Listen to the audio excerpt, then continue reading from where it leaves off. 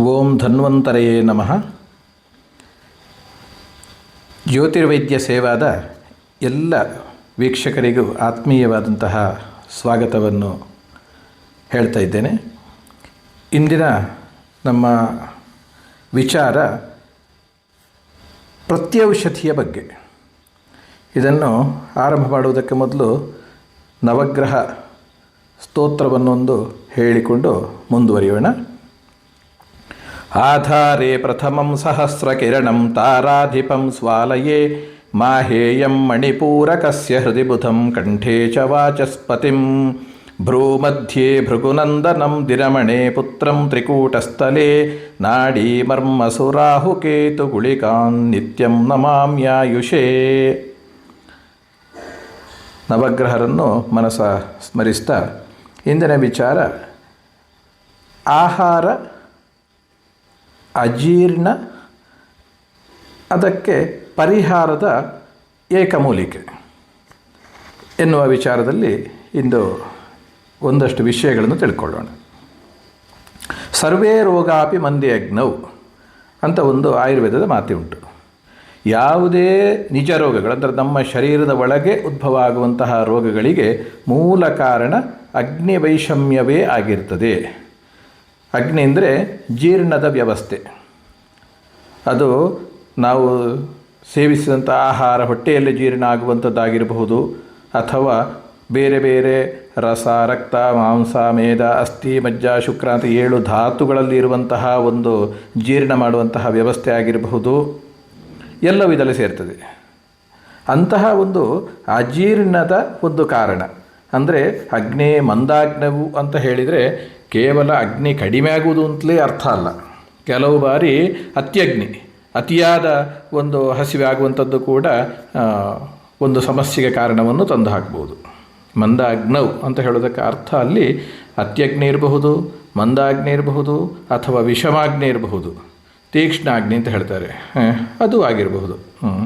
ಅತ್ಯಗ್ನಿ ಅಂದರೆ ತೀಕ್ಷ್ಣಾಗ್ನಿ, ಇಂತಹ ಕಾರಣ ಇರಬಹುದು.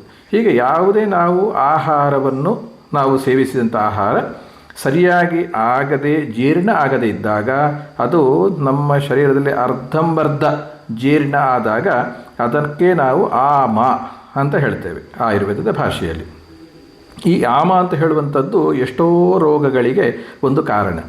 ಆದ ಕಾರಣ ಅಜೀರ್ಣ ಆಗದ ಹಾಗೆ, ನಮ್ಮ ಜೀರ್ಣ ವ್ಯವಸ್ಥೆ ಸರಿ ಇರುವ ಹಾಗೆ ನಾವು ನೋಡಿಕೊಳ್ಬೇಕು. ನಮ್ಮ ಆಹಾರದಲ್ಲಿ ಕ್ರಮ ಇರಬೇಕು.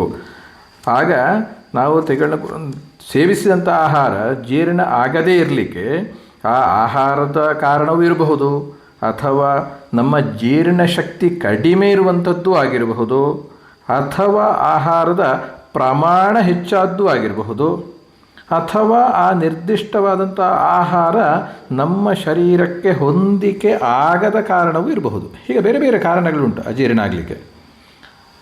ಸರಿಯಾಗಿ ನಾವು ಆಹಾರವನ್ನು ಜಗಿದು ಸೇವಿಸದಿರುವುದು ಕಾರಣ ಇರಬಹುದು, ಅವಸರವಾಗಿ ಆಹಾರವನ್ನು ಸೇವಿಸಿದ್ದು ಕಾರಣ ಆಗಬಹುದು, ಚಿಂತೆಯಲ್ಲಿ ಆಹಾರ ಸೇವಿಸಿದ್ದು ಕಾರಣ ಆಗಬಹುದು. ಹೀಗೆ ಕಾರಣವನ್ನು ನೋಡಿಕೊಂಡು ಅದಕ್ಕೆ ಪರಿಹಾರ ಇರುವಂಥದ್ದು.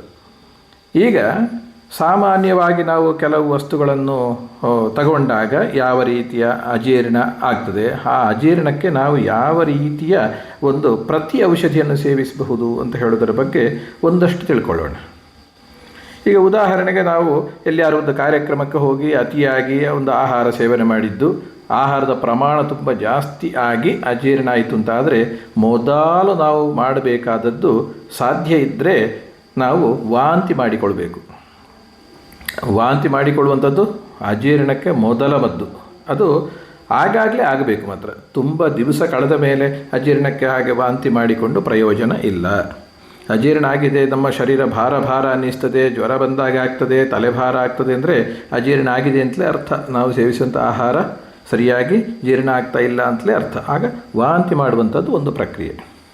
ಇನ್ನು ಸಾಮಾನ್ಯ ಅಜೀರ್ಣಕ್ಕೆ ಕೆಲವು ಸಲ ಬಿಸಿ ಇರುವಂತಹ ನೀರನ್ನು ಸೇವಿಸುವುದು ಕೂಡ ಔಷಧವೇ.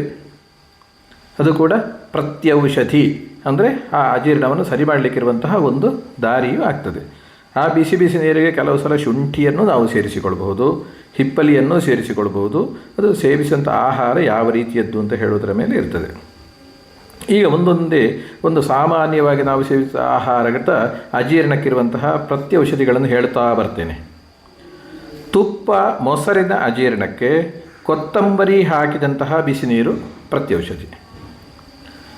ಸಿಹಿ ತಿಂಡಿಗಳು, ಪಾಯಸ ಇತ್ಯಾದಿಗಳ ಅಜೀರ್ಣಕ್ಕೆ ಮಜ್ಜಿಗೆ, ಲಿಂಬೆ ರಸ ಮತ್ತು ಉಪ್ಪು ಸೇರಿಸಿ ಸೇವನೆ ಮಾಡುವಂಥದ್ದು ಪ್ರತ್ಯೌಷಧಿ. ಹಲಸಿನ ಹಣ್ಣು ಸೇವಿಸಿ ಆದಂತಹ ಅಜೀರ್ಣಕ್ಕೆ ಒಣಶುಂಠಿ ಮತ್ತು ಉಪ್ಪು ಅದನ್ನು ಚಪ್ಪರಿಸಿ ನುಂಗುವಂಥದ್ದು, ಅದರ ರಸವನ್ನು ನುಂಗುವಂಥದ್ದು ಅತ್ಯಂತ ಶೀಘ್ರ ಫಲಪ್ರದ.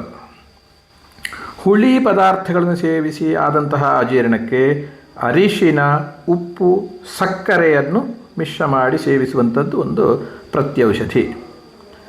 ಅವಲಕ್ಕಿ ತಿಂದಂತಹ ಅಜೀರ್ಣಕ್ಕೆ ಎಳನೀರು ಪ್ರತ್ಯೌಷಧಿ.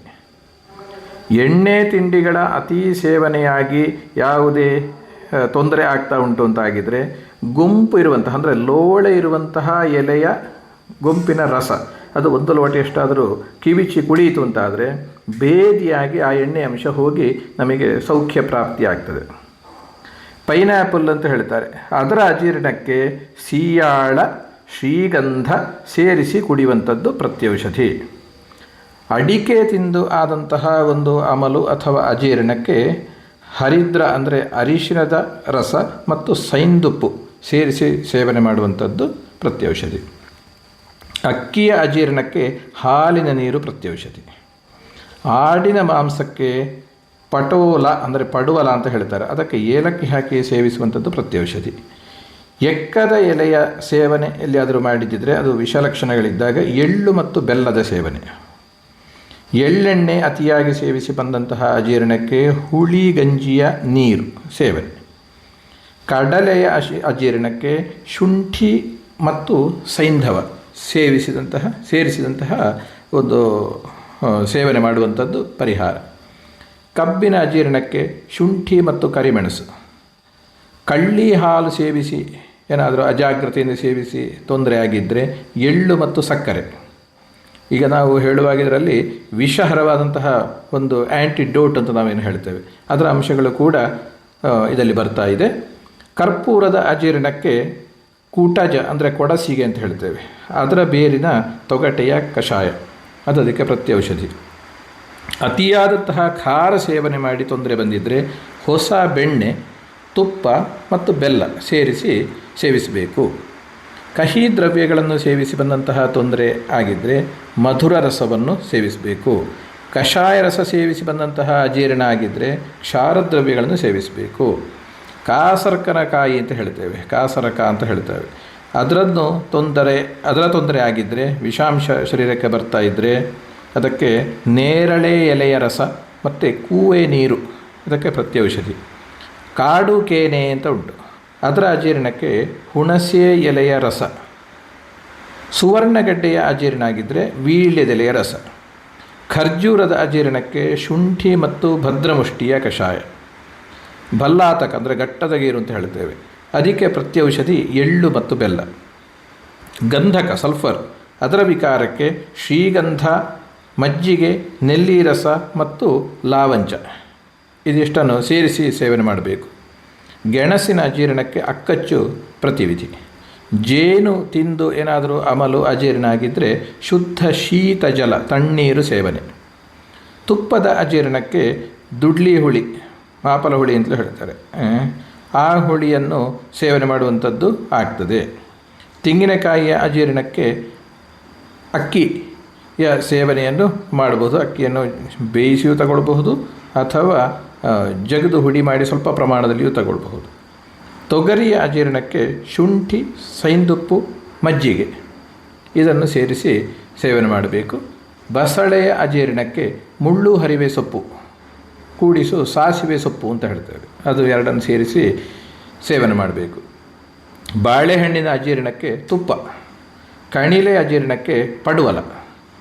ಸಕ್ಕರೆಯ ಅಜೀರ್ಣಕ್ಕೆ ಮುಸ್ತಾ ಮತ್ತು ಹಿಪ್ಪಲಿ. ಬೆಲ್ಲದ ಅಜೀರ್ಣಕ್ಕೆ ಮಜ್ಜಿಗೆ ಪ್ರತ್ಯೌಷಧಿ. ಮಜ್ಜಿಗೆ ಅಜೀರ್ಣಕ್ಕೆ ಶುಂಠಿ ರಸ ಪ್ರತ್ಯೌಷಧಿ. ಇನ್ನು ಮದ್ಯ ಸೇವನೆಯ ಒಂದು ದೋಷವನ್ನು ತೆಗಿಲಿಕ್ಕೆ ಮದ್ಯಕ್ಕೆ ಲಿಂಬೆ ರಸವನ್ನು ಸೇರಿಸಿ ಪುನಃ ಕುಡಿಯುವಂಥದ್ದು, ಅದು ಪ್ರತ್ಯೌಷಧಿ. ಮಾಂಸದ ಅಜೀರ್ಣಕ್ಕೆ ಮಾವಿನ ಬೀಜ, ಗೊರಟು ಅಂತ ನಾವು ಹೇಳ್ತೇವೆ, ಅದರ ಒಳಗಿರುವಂತಹ ತೊಪ್ಪು ಅಂತ ಹೇಳ್ತೇವೆ, ಅದನ್ನು ಉಪಯೋಗ ಮಾಡಬೇಕು. ಮಾವಿನ ಹಣ್ಣಿನ ಅಜೀರ್ಣಕ್ಕೆ ಹಾಲು ಕೂಡ ಪ್ರತ್ಯೌಷಧಿ. ಮೀನಿನ ಮಾಂಸದ ಅಜೀರ್ಣಕ್ಕೆ ಕರಿನೆಕ್ಕಿ ರಸ ಅಥವಾ ಹುಳಿ ಗಂಜಿ ನೀರು ಅದು ಸೇವನೆ ಮಾಡಬೇಕು. ಲಡ್ಡು ಇತ್ಯಾದಿ ಅಂತಹ ವಸ್ತುಗಳನ್ನು ಸೇವಿಸಿ ಆದಂತಹ ಅಜೀರ್ಣಕ್ಕೆ ತ್ರಿಫಲೆ ಅಂದರೆ ಅಣಿಲೆಕಾಯಿ, ತಾರೆಕಾಯಿ ಮತ್ತು ನೆಲ್ಲಿಕಾಯಿ ಇದು ಮೂರನ್ನು ಸೇರಿಸಿದ್ದು ಹರಿತಕ್ಕಿ, ವಿಭೀತಕ್ಕಿ, ಆಮಲಕ್ಕಿ, ಅದಕ್ಕೆ ಹಿಪ್ಪಲಿ ಸೇರಿಸಿ ಸೇವನೆ ಮಾಡಬೇಕು. ಅಜೀರ್ಣದ ಯಾವುದೇ ಸಾಮಾನ್ಯ ಸಮಸ್ಯೆಗಳಿಗೆ ಉಪವಾಸ ಅಂತ ಹೇಳುವಂಥದ್ದು ಮೊದಲ ಒಂದು ಮದ್ದು ಕೂಡ, ಉಪವಾಸ ಮಾಡುವಂಥದ್ದು. ಸಾಸಿವೆಯ ಅಜೀರ್ಣಕ್ಕೆ ಉಶೀರ ಅಂದರೆ ಲಾವಂಚ, ಚಂದನ ಮತ್ತು ತುಪ್ಪ ಸೇರಿಸಿ ಸೇವನೆ ಮಾಡಬೇಕು. ಹಂದಿ ಮಾಂಸದ ಅಜೀರ್ಣ ಆಗಿದ್ದರೆ ಪುನರ್ಪುಳಿ ರಸವನ್ನು ಸೇವನೆ ಮಾಡಬೇಕು. ಹಾಲಿನ ಅಜೀರ್ಣಕ್ಕೆ ಮಜ್ಜಿಗೆ ಪ್ರತಿ ಔಷಧಿ ಅಥವಾ ಶುಂಠಿ ಮತ್ತು ಸಕ್ಕರೆಯು ಪ್ರತ್ಯೌಷಧಿ. ಹುರುಳಿಯ ಅಜೀರ್ಣಕ್ಕೆ ಎಳ್ಳೆಣ್ಣೆ ಪ್ರತ್ಯೌಷಧಿ. ಹೀಗೆ ತುಂಬ ಪ್ರತ್ಯೌಷಧಿಗಳು ಅಂತ ಇದೆ. ಅಂದರೆ ಆಯಾಯ ವಸ್ತುಗಳ ಸೇವನೆಯಿಂದ ಬಂದಂತಹ ತೊಂದರೆಯನ್ನು ಈ ವಸ್ತುಗಳು, ಈಗ ನಾವಿಲ್ಲಿ ಸೂಚಿಸಿದಂತಹ ವಸ್ತುಗಳು ಅದನ್ನು ನ್ಯೂಟ್ರಲೈಸ್ ಮಾಡ್ತದೆ, ಅದರ ತೊಂದರೆಯನ್ನು ಪರಿಹಾರ ಮಾಡ್ತದೆ ಅಂತ ಹೇಳುವಂಥದ್ದನ್ನು ನಾವಿಲ್ಲಿ ಮುಖ್ಯವಾಗಿ ತಿಳ್ಕೊಳ್ಬೇಕು. ಹೀಗೆ ಇದು ಇನ್ನು ಎಷ್ಟೋ ಔಷಧಿಗಳು ಈಗ ನಾವು ಹೇಳಿದ್ದಲ್ಲದೆ ಅನುಭವದಲ್ಲಿ ನಮಗೆ ಇಂಥಿಂಥದ್ದಕ್ಕೆ ಇಂಥಿಂಥದ್ದು ಪ್ರತ್ಯೌಷಧಿ ಆಗ್ತದೆ, ಆ ಅಜೀರ್ಣವನ್ನು ಹೋಗಲಾಡಿಸ್ತದೆ ಅಂತ ಹೇಳುವಂತಹ ಅನುಭವ ನಮಗೆಲ್ಲರಿಗೂ ಇರ್ತದೆ. ಇದನ್ನೆಲ್ಲ ನಾವೊಂದು ಸಂಗ್ರಹ ಮಾಡಿ ಇಟ್ಟುಕೊಂಡು ಮುಂದಿನ ಪೀಳಿಗೆಗೆ ಕೊಡುವಂತಹ ಜವಾಬ್ದಾರಿ ನಮ್ಮೆಲ್ಲರದ್ದು. ಅಂತೂ ಅಜೀರ್ಣದ ಅಂಶ ಬಾರದ ಹಾಗೆ ನಾವು ನಮ್ಮ ಆಹಾರದಲ್ಲಿ ಜಾಗೃತೆ ವಹಿಸಬೇಕು. ಒಂದು ಸಮಯ ಅಜೀರ್ಣ ಬಂದಿದ್ದರೆ ಅದನ್ನು ಕೂಡಲೇ ಪರಿಹಾರ ಮಾಡುವಂತಹ ದಾರಿಗಳನ್ನು ಈಗ ನಾವು ಮೇಲೆ ಸೂಚಿಸಿದ ಹಾಗೆ ಅದನ್ನು ನಾವು ನೆನಪಿಟ್ಟುಕೊಂಡು ಅಳವಡಿಸಿಕೊಳ್ಬೇಕು. ಮತ್ತು ಅಜೀರ್ಣದ ಅಂಶ ಕಡಿಮೆ ಆಗದಿದ್ದರೆ ಮತ್ತು ಅದು ಉಲ್ಬಣ ಆಗುವಂತಹ ಸಂದರ್ಭಗಳೇ ಬಂದರೆ ಆಗ ಅದಕ್ಕೆ ವೈದ್ಯರ ಹತ್ರ ನಾವು ಹೋಗಿ ಅದಕ್ಕೆ ಬೇಕಾದಂತಹ ಚಿಕಿತ್ಸೆಯನ್ನು ಪಡ್ಕೊಳ್ಬೇಕು. ಹೀಗೆ ಯಾವುದನ್ನು ನಾವು ಅತಿಯಾಗಿ ಒಂದು ಮಾಡಿಕೊಂಡು ಹೋಗಬಾರ್ದು. ಆಹಾರದ ಸೇವನೆ ಆಗಿರಲಿ ಅಥವಾ ಔಷಧಿ ಸೇವಿಸುವಾಗಲೂ ಹಾಗೆ ಎಲ್ಲದಕ್ಕೂ ನಾವು ಮನೆಯಲ್ಲೇ ಕೂತು ಎಲ್ಲವನ್ನು ಮಾಡ್ತೇವೆ ಅಂತ ಹಠ ಹಿಡಿಬಾರ್ದು. ಆ ಸಂದರ್ಭವನ್ನು ನೋಡಿಕೊಂಡು ಅದಕ್ಕೆ ತಕ್ಕ ಚಿಕಿತ್ಸೆಯನ್ನು ಆಯ್ಕೆ ಮಾಡಿಕೊಳ್ಬೇಕು. ಆರಂಭದ ಹಂತದಲ್ಲಿ ಸಣ್ಣ ಸಣ್ಣ ಸಮಸ್ಯೆಗಳಿಗೆ ಎಲ್ಲದಕ್ಕೂ ಆದಷ್ಟು ಇಂತಹ ಮನೆಮದ್ದುಗಳನ್ನು ನಾವು ನಮ್ಮ ಜೀವನ ಪದ್ಧತಿಯಲ್ಲಿ ಸೇರಿಸಿಕೊಂಡು ಒಂದು ಆರೋಗ್ಯವನ್ನು ಪಡೆಯುವಂಥದ್ದು ಯಾವತ್ತೂ ಶ್ರೇಷ್ಠ. ಇದಲ್ಲ ಮತ್ತು ಹೆಚ್ಚು ಹೆಚ್ಚು ಈಗ ತೀವ್ರವಾದಂತಹ ವಾಂತಿ ಇತ್ಯಾದಿ ಬಂದು ಅದು ನಿಯಂತ್ರಣಕ್ಕೆ ಬರ್ತಾ ಇಲ್ಲ ಅಂತಾದರೆ ತಜ್ಞ ವೈದ್ಯರ ಸಲಹೆಯನ್ನು ಪಡ್ಕೊಂಡು ಮುಂದುವರಿಬೇಕು. ಹೀಗೆ ಒಂದಷ್ಟು ಪ್ರತ್ಯೌಷಧಿಯ ಬಗ್ಗೆ ನಾವು ಒಂದಷ್ಟು ಮಾಹಿತಿಯನ್ನು ಈಗ ತಿಳ್ಕೊಂಡದ್ದಾಯಿತು. ನಮ್ಮ ಈ ಒಂದು ಜ್ಯೋತಿರ್ವೈದ್ಯ ಸೇವಾ ಇದಕ್ಕೆ ನೀವೆಲ್ಲ ಪ್ರೋತ್ಸಾಹವನ್ನು ಕೊಡ್ತಾ ಇದ್ದೀರಿ. ನಮ್ಮ ಚಾನಲ್ಗೆ ಸಬ್ಸ್ಕ್ರೈಬ್ ಆಗಿ, ಲೈಕ್, ಶೇರ್ ಆ್ಯಂಡ್ ಸಬ್ಸ್ಕ್ರೈಬ್ ಮಾಡಿ ಅಂತ ಇನ್ನೊಮ್ಮೆ ನಿಮ್ಮೆಲ್ಲರ ಹತ್ರ ವಿನಂತಿ ಮಾಡಿಕೊಳ್ತಾ ಎಲ್ಲರಲ್ಲಿ ಕೂಡ ಈ ಆಯುರ್ವೇದದ ಬಗ್ಗೆ ಇಂತಹ ಜೀವನ ಪದ್ಧತಿ, ನಿತ್ಯ ಔಷಧಿಗಳ ಒಂದು ಕಲ್ಪನೆ ನಮ್ಮೆಲ್ಲರ ಮನಸ್ಸಲ್ಲಿ ಅಚ್ಚಳಿಯದೆ ಉಳಿದು ಆರೋಗ್ಯವಂತರಾಗಿ ಬಾಳೋಣ ಎಂದು ಹೇಳ್ತಾ ನಮಸ್ತೆ.